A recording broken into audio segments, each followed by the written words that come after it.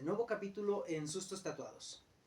Inicialmente ya les había comentado que teníamos algunas historias para Semana Santa, pero por los mismos motivos de Semana Santa, la verdad es de que no tomé la decisión de que no íbamos a subir video, no íbamos a subir podcast para evitar molestias, porque hay gente que aún tiene muy arraigadas sus tradiciones y más que nada por respeto de nuestra parte decidimos parar ese momento, pero aquí tenemos historias de Semana Santa y antes que nada a nuestro seguidor, a quien nos envió una de las historias que ya grabamos, que ya subimos. Prepárate, reconocieron tu historia y la verdad es de que me mandaron algo que, no tiene comparación. Tu historia gustó, pero aparte de que gustó, reconocieron el lugar que me comentaste y tengo una historia que me contaron respecto a lo que tú viviste. Ya, como sabemos, pues son anónimas las historias, pero sabes a lo que me voy a referir cuando la empiece a contar. ¿Ok? Ahora, respecto a Semana Santa, los días santos, todo esto es de mucho respeto, sea cual sea tu fe, pero las historias que vamos a contar ahorita van con mucho respeto también. Una de las personas que nos cuentan la historia no lo vivió esta persona como tal, pero quien lo vivió fue su tía o su pariente, ¿ok? Ah, es algo confusa la historia, no confusa, perdón, no, es algo complicada.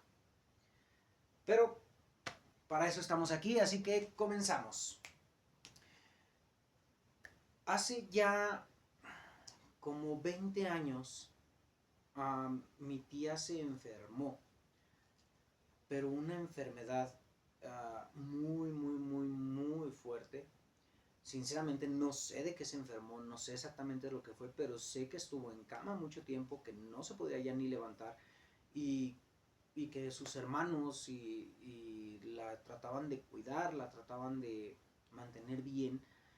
Hermanas le ayudaban, la aseaban, le ayudaban en todo, le daban de comer, la vestían y de pronto así la sacaban al sol, a que tuviera un ratito en el aire, que agarrara aire poquito.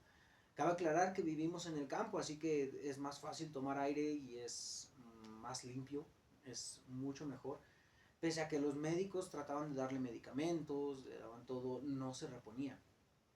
Mi tía, en su corazón, en su mente, y eso ella nos lo contó personalmente, hizo una promesa.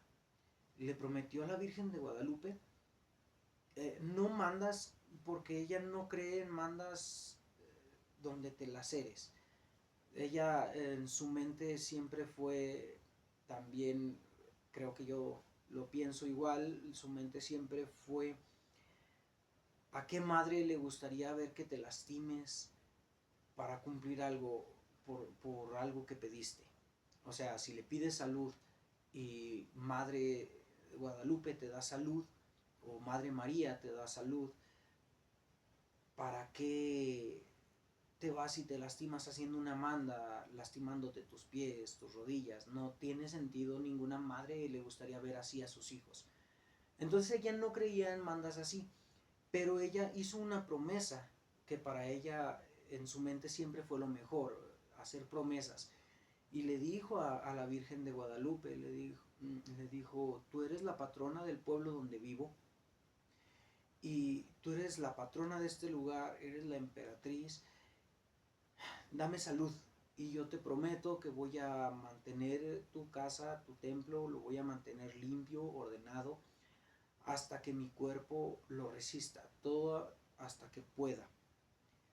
Si antes de morir ya no puedo levantarme y ponerme en pie, alguien de mi familia me va a apoyar en esto y va a estar limpio hasta que yo ya no pueda seguir en este mundo. esto es una promesa, te lo voy a cumplir el resto de mi vida. Cosa curiosa, después de que hizo esa promesa, empezó, no como que en cuanto la hizo ya empezó, no, sino que al día siguiente ya empezó a tener un poquito más de apetito, tenía un poquito más de fuerza, se sentía mucho mejor, e incluso no quiso tomar medicamento para el dolor, quiso soportar el dolor, y así estuvo varios días en una recuperación lenta, pero muy constante, muy pronta la recuperación. Ella asegura, y yo lo creo también, que esta recuperación fue gracias a la Virgen de Guadalupe.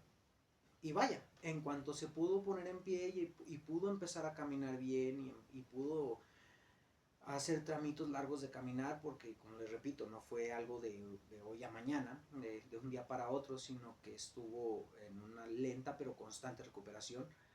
Tomaba a veces pasitos o caminatas pequeñas de unos 10, 15 metros, se regresaba, ya llegaba exhausta a su cama, a su hogar.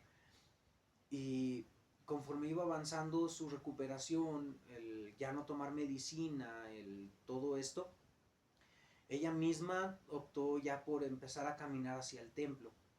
Para esto, bueno, ella no era la encargada del templo, se dirigió directamente con el sacristán, que bueno, el sacristán, para quienes no los reconozcan quiénes son los que directamente se encargan del acomodo del templo, de organizar y de mantener todo en orden dentro de lo que es el templo. En áreas administrativas ya es otro asunto, pero en el templo es el sacristán el que se encarga, y más en comunidades pequeñas donde la cantidad de personas son menos, entonces ellos son ahora sí que los encargados completos del templo. Las funciones dentro de todo lo que es un templo o una comunidad pequeña, hasta donde tengo entendido, varían entre coordinador de la comunidad y el sacristán. El coordinador, como su nombre lo dice, coordina todos los eventos como la fiesta patronal, como rosarios, todo esto, y el sacristán se encarga de mantener limpio el templo y de acomodar las cosas que se ocupan para la ceremonia de misa, para la celebración. Así el sagrario, que para quienes no conozcan o quienes no lo ubiquen, el sagrario es como, podríamos decirlo así, es una caja fuerte donde se guarda el Santísimo. El Santísimo son las hostias consagradas que el Padre decide guardar ahí ya consagradas, ahí se mantiene y es donde se mantiene el Santísimo. Para que la gente vaya a hacer oración, para que la gente vaya a platicar con él. Muchas personas van al Santísimo a pedir, a orar, a agradecer. Entonces mi tía se dirige allí con el sacristán y le explica la situación y le dice, oye, tú sabes que estuve muy mala. Sí, la verdad sí. Tú sabes que ya muchos no me dieron esperanzas y aquí estoy.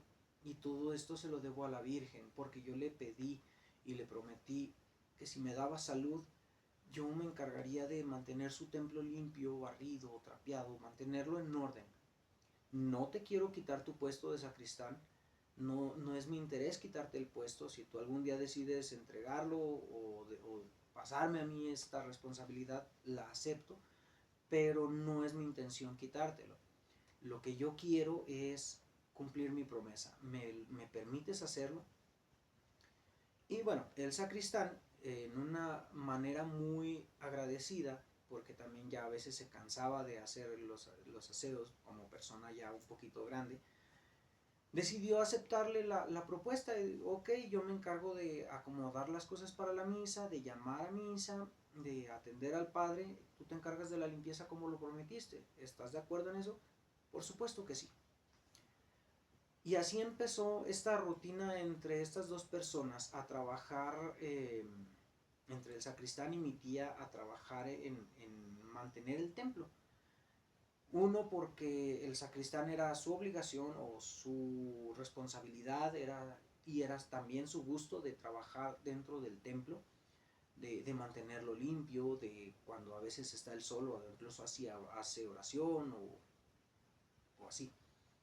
Y mi tía, por esa promesa que tenía, y ella sabía que tenía que cumplirla, no es como que, y ella misma me lo decía, no es como que mi madre de Guadalupe me va a castigar si no vengo, pero es algo que yo pedí salud y de corazón lo pedí y prometí que iba a hacerlo, entonces yo quiero cumplirlo.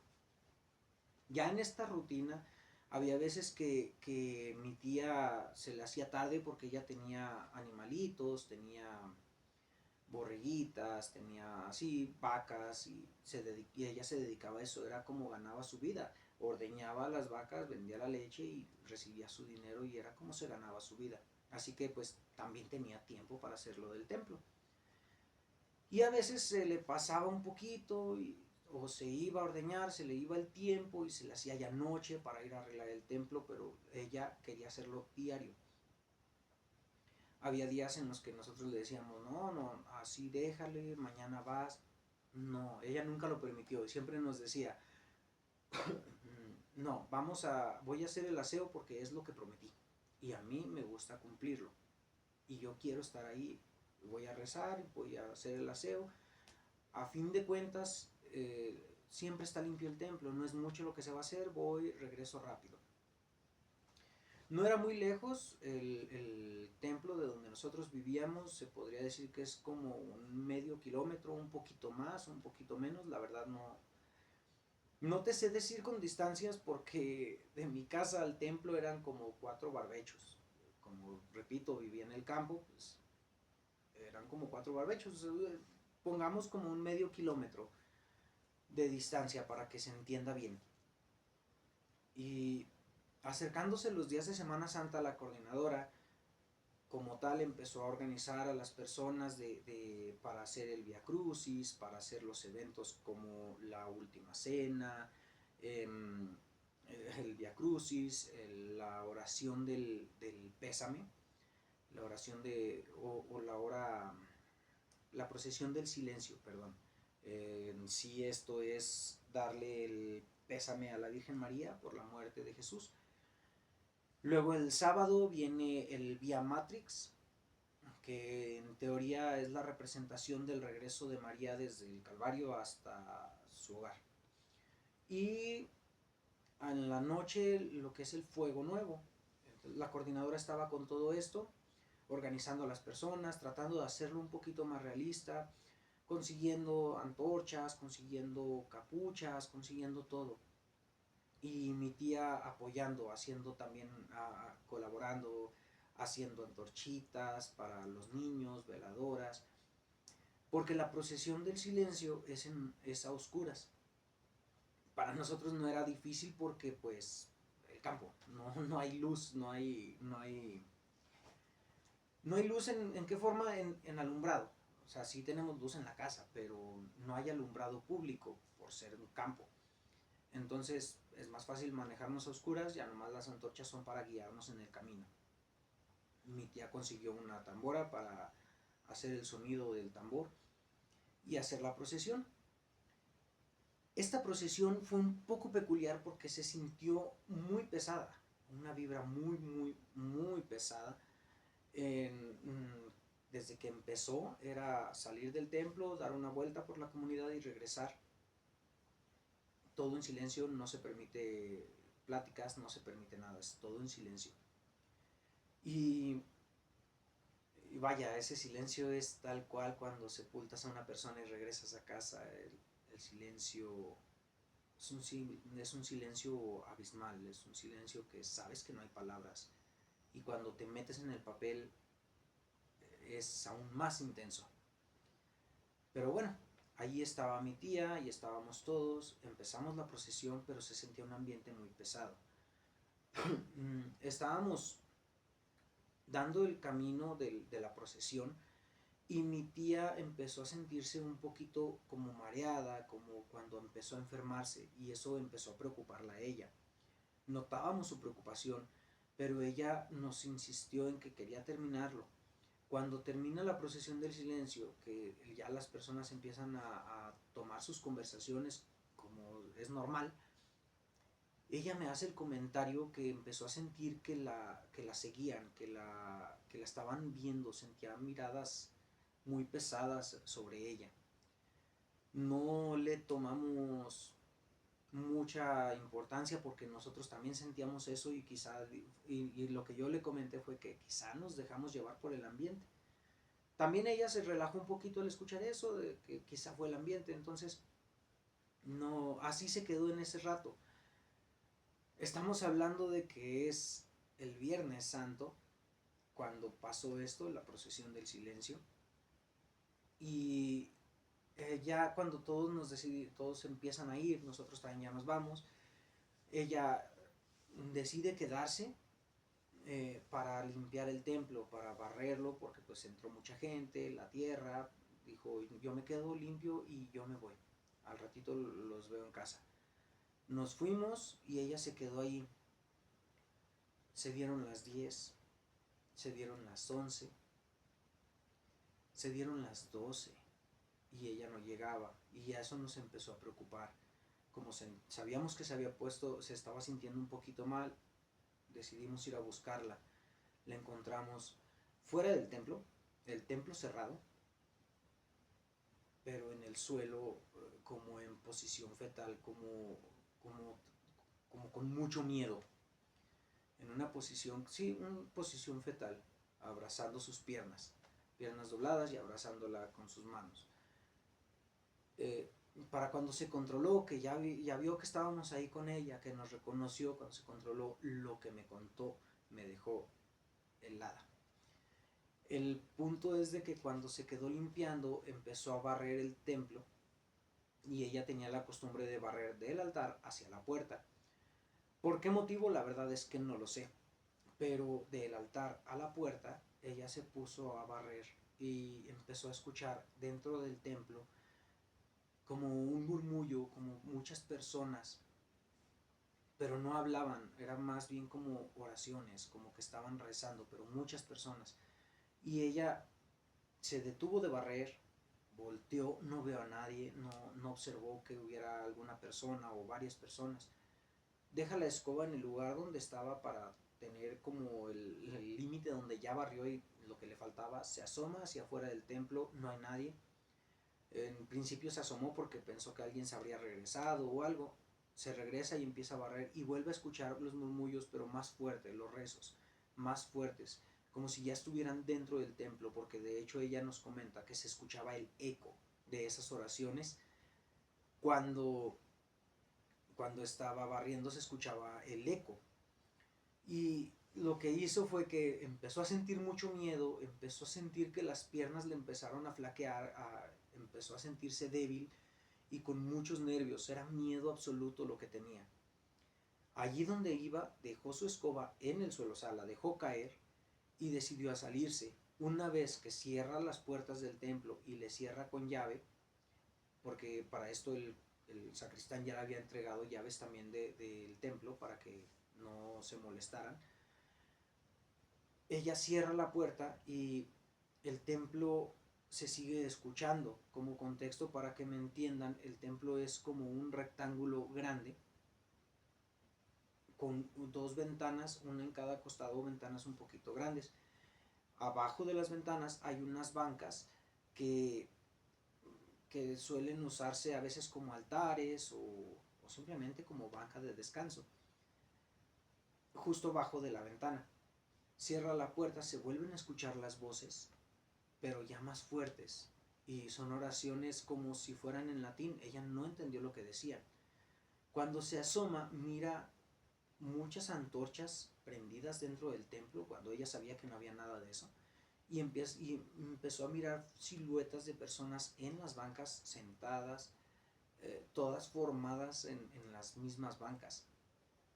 Las siluetas empezaron a tomar forma, y esa forma parecía como capucha, muy parecidas a las figuras, a las capuchas que ellas habían conseguido, que había ayudado también ella a conseguir para la procesión. Pero no eran 5, no eran 6, era básicamente el templo lleno de personas encapuchadas, todas de negro. No se les miraba rostro, pues estaban todas volteando hacia el altar y se escuchaban las oraciones. Ella sintió más miedo, sintió miradas y se baja de la banca y quiere empezar a caminar. Cuando empieza a caminar hacia su casa, pasa por enfrente del templo y escucha que se abren las puertas. Cuando se abren las puertas, bueno, ella escuchó que se abrieron las puertas. Cuando escuchó que se abrieron las puertas, ella comenta que sintió que la agarraron del hombro y la jalaron hacia atrás. Fue en ese ratito, en ese segundo que la agarraron, el miedo la paralizó tanto que lo único que pudo hacer fue tirarse al suelo y quedarse ahí. Y así se quedó porque ella seguía escuchando las voces y ella estaba en posición fetal tratando de rezar cualquier oración que se le viniera a la mente para despejar las energías que ahí estaban emanando. Entonces, no supo ella de cuánto tiempo pasó ahí, que fueron más o menos 2 horas, 3 horas, 2 horas y media. Y fue cuando llegaron sus sobrinas y todavía cuando llegaron, o sea, cuando la ven y la ven ahí en el suelo, llegan y la ven ahí tirada, le toman del hombro justo de donde la habían agarrado, entró más en pánico y se volvió a quedar así, hasta que las reconoció y que vio que eran ellas, como que se trató de levantar y de recomponer. Y fue cuando dejó de escuchar ella las voces. Pero para esto ninguna de las sobrinas la habían escuchado. No habló nada hasta que llegamos a casa y una vez en casa lo primero que hizo fue pedir una copa de té, una taza de té, perdón, y tomar para relajarse un poquito. Se tomó su taza de té y empezó a contarles lo que vivió. Desde esa fecha ella se empezó a poner un poquito mal, quizá fue por el susto, quizá fue, no sé por qué, pero se puso un poquito mala. Vaya, después de que nos platicó eso, ya no volvió a ir a arreglar el templo después de ordeñar a sus vacas. Ya siempre iba antes, cuando fuera de día, y siempre trataba de buscar la hora en la que el sacristán también estaba allí para no estar sola en el templo, porque el miedo era abismal. El miedo era tan grande que no podía estar sola en ese templo. Si sabía que el sacristán no iba a estar, se llevaba a una de las sobrinas, nos llevaba a cualquiera y para no estar sola, que alguien estuviera haciendo plática. Y sí, en alguna ocasión a mí también me tocó escuchar así como voces, como murmullos, como alguna persona, me tocó escuchar a una persona que iba como pasos, pero como con un bastón, como si fuera un viejito caminando con su bastón. Claro que sentí miedo, pero no fue tan grande como cuando ella me contó lo que vivió. Y la verdad es de que yo no sabía a quién contar esto. Algunas personas del pueblo conocen la historia, saben lo que ella pasó, pero ya que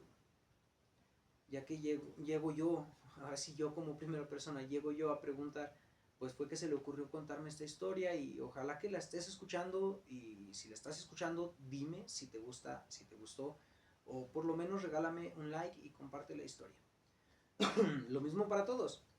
Si les están gustando las historias, no se olviden de compartir, de regalarme un like, un corazón.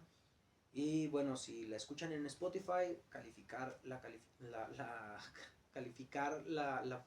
el podcast, por favor.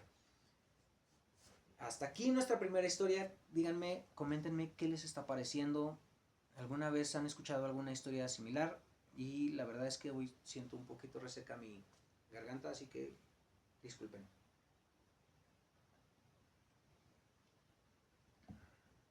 Nuestra siguiente historia. Ah, yo no tengo las capacidades ahorita para editar videos, para quitar, poner. Así que si de pronto me equivoco o cometo un error muy grande dentro de lo que es la narrativa de la historia, lo único que hago es que paro la grabación y vuelvo a empezar. Así que siempre trato de contar las historias lo más fluido posible y cometer la menor cantidad de errores. Así que en este momento lo que voy a comentar, si ya lo comenté, discúlpenme, y si no, qué bueno que no lo comenté. Va, hace algunos capítulos atrás comenté la historia de un muchacho que salió a hacer ejercicio y entró a un pueblo o llegó como a un pueblo que no tenía, a leguas se notaba que no tenía tecnologías y que las personas estaban vestidas de una manera muy poco tradicional a lo actual. estaban más bien vestidas a las épocas más de antes, más de nuestros abuelos. Y resulta que una persona escuchó la historia. La verdad es que no me he fijado si esta persona es seguidor o solamente lo escuchó de que salió al azar y escuchó la historia y la reconoció. Esta historia, ahora sí tengo que comentar un poquito la ubicación, no exactamente todo, pero es por parte del municipio de Loreto en Zacatecas. No es exactamente, la historia no sucedió exactamente en Loreto, en las afueras, acercándose al municipio de Villa García. Creo que cuando conté la historia sí conté estos detalles de Loreto y Villa García y que él salía a hacer ejercicio. Bueno, resulta que la persona que me escribió específicamente por esa historia.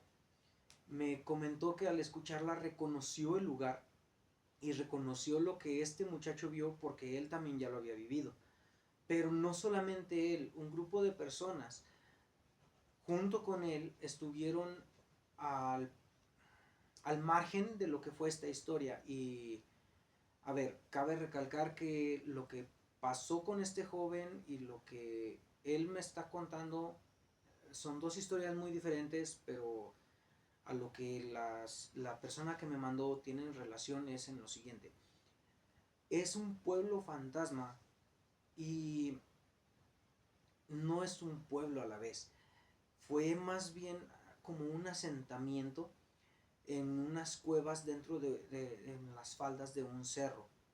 Se dice que esto, ahora sí, esto es como una leyenda nada más. Se dice que allí hay un tesoro muy vasto, un tesoro muy grande, de los comunes tesoros que te cuentan que todo o nada. Esto es algo que a él no le consta, pero sí lo quería otorgar yo así como leyenda, o sea, ponerlo yo como, titularlo como leyenda. A Pedro, que es la persona que nos manda la historia, y bueno, le estamos poniendo Pedro. Pedro, junto con un grupo de trabajadores por parte del municipio, se dirigieron allí, a esa zona. Es un camino entre cerros, que no es carretera, sino terracería. Y dentro de ese camino hay una desviación y te acercas a lo que es como una pequeñita cascada, una cascada muy pequeñita de un ojo de agua y escuchas el caer del agua.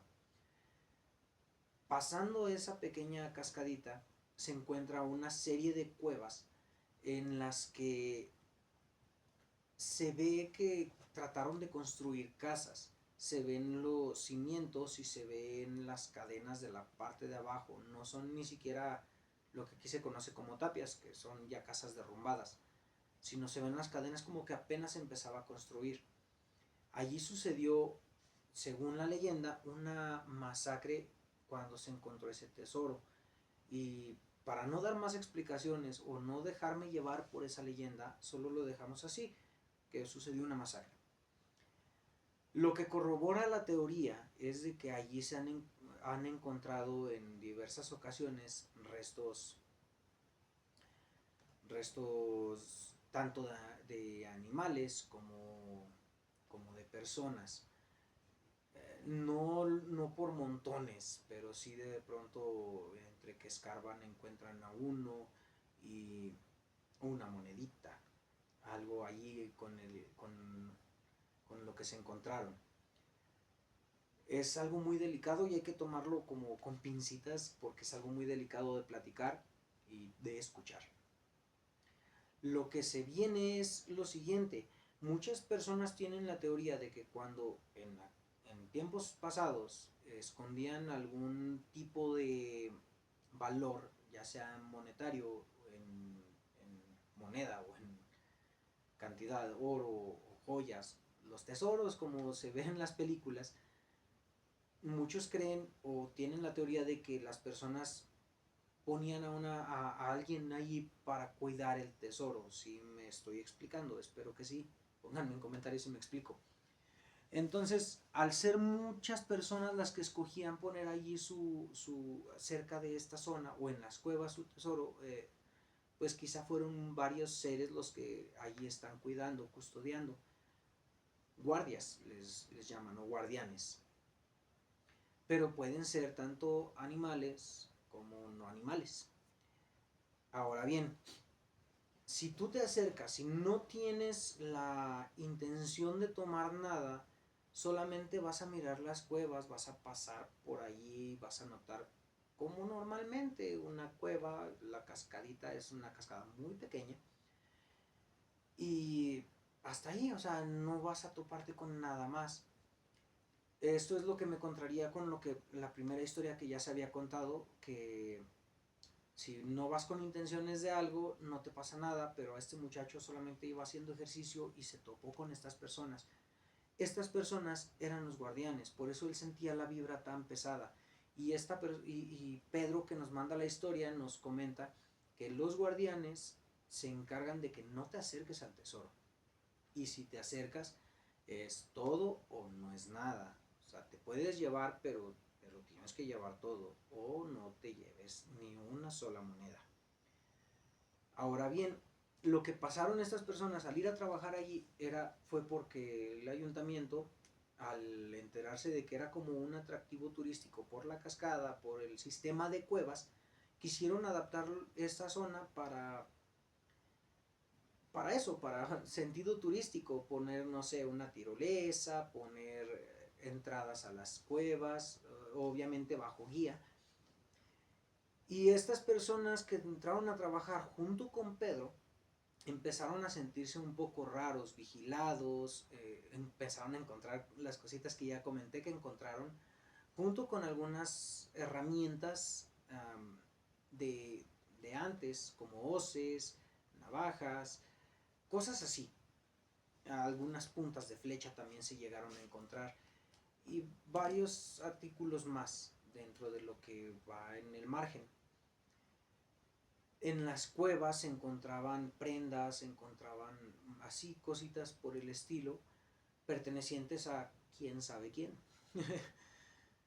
Cuando empezaron a adentrarse un poquito más a las cuevas, empezaron a sentir, y esto lo dice Pedro como, ya ahorita me lo comenta él, lo digo ya natural, lo digo normal, pero cuando estaba sucediendo era mucho miedo, porque dentro de la cueva había ramas y cuando te metías a una rama sin avisarle a nadie, te empezaban a seguir voces, empezabas a escuchar que te hablaban con tu nombre.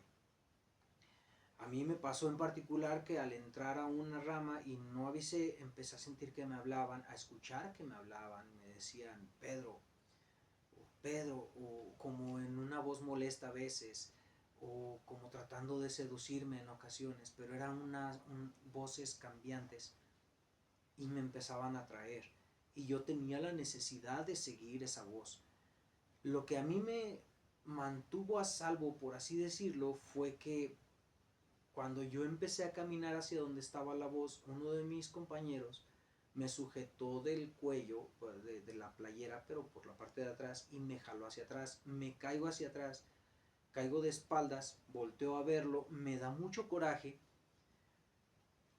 y luego como que reacciono y el coraje se me pasa y empieza el miedo, porque volteo y se miran como dos perlas brillantes, dos ojos mirándome fijamente.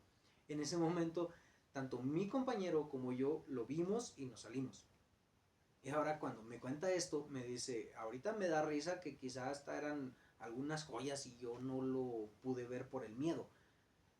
Pero las voces nadie me las pudo explicar, nadie más las escuchó más que yo y yo no sabía cuánto había caminado hasta que mi compañero me dijo que ya llevaba 5 metros en los que me estaban hablando ellos y yo no los escuchaba. Yo solamente estaba escuchando aquella otra voz. Ahorita ya quizá lo cuento con más tranquilidad, pero en aquella época la verdad es que sí dio mucho miedo.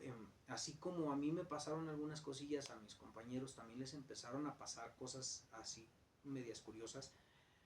Y lo más cruel de todo esto es de que nosotros no podríamos regresar a casa. Allí teníamos como campamento.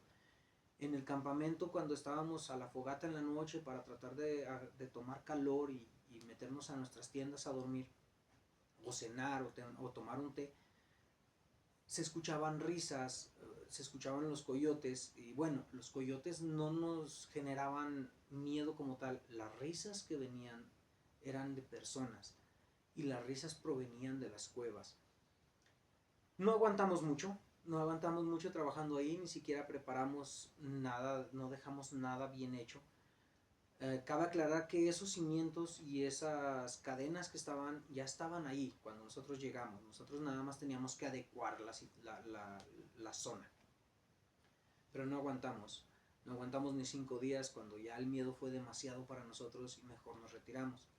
Y ahora que escuchó la historia, o que se escuchó la historia en este podcast, la reconoció, se acordó del lugar y me lo comentó. Yo no voy a poder comentarlo hasta que se me permita, por parte de quienes me contaron las historias, que se me permita comentar cuál es la ubicación. Si tú ya la ubicaste, si eres de Loreto también y ya ubicaste ese lugar, en ti está si lo pones en comentarios o no. Guiño, guiño. Esta es nuestra segunda historia. Cuéntenme qué les están pareciendo, qué les van pareciendo la segunda historia. Esta que nos contaron, la verdad, a mí me dejó impactado por la coincidencia en ambas historias y por la relación que hay en ambas historias de los guardianes que están protegiendo ese tesoro. ¿Ustedes qué opinan? ¿Será prudente ir a buscarlo? Otra vez, perdón. Nuestra última historia del día de hoy, la última que tenemos programada para el día de hoy. Creo que este capítulo va a ser un poquito más largo, espero poder subirlo a TikTok. Esta historia está un poquito confusa, esta también es de Semana Santa, las alterné. Específicamente en Jueves Santo, y habla también de tesoros ocultos, pero habla más de lo que es quizá brujería o no sé cómo explicárselos, la verdad. Fue una historia que me costó digerirla, que me costó entenderla, pero resulta que hay unas personas que se aparecen cuando hay baile. Estas personas se te aparecen o se te presentan cuando vas hacia el baile y tú no posees la economía completa para viajar de una manera cómoda. A lo que voy, quien nos manda esta historia nos comenta que iba a un baile en bicicleta con sus amigos. Así se iban antes, o bueno, sí, cuando no era caballo era en bicicleta. Ahorita ya quizá es más moto y carro, pero antes era caballo, bicicleta, y ya si andabas acá de mucho dinero en zonas muy adineradas, pues carros o sí, carros jalados por caballos o carros motorizados, pero ya estamos hablando de personas muy adineradas. Nuestro seguidor que nos manda esta historia, nuestro amigo, muchas gracias, nos comenta que bueno, él no tenía esas posibilidades, iba al baile, pero iba en bicicleta, junto con sus amigos. A la mitad del camino hacia donde se dirigían al baile, se toparon con una como limusina, un carro muy grande, muy espacioso. Más bien como me lo describió, yo lo entendí más como un jeep, un auto grande o una camioneta con tapa en la parte del cajón.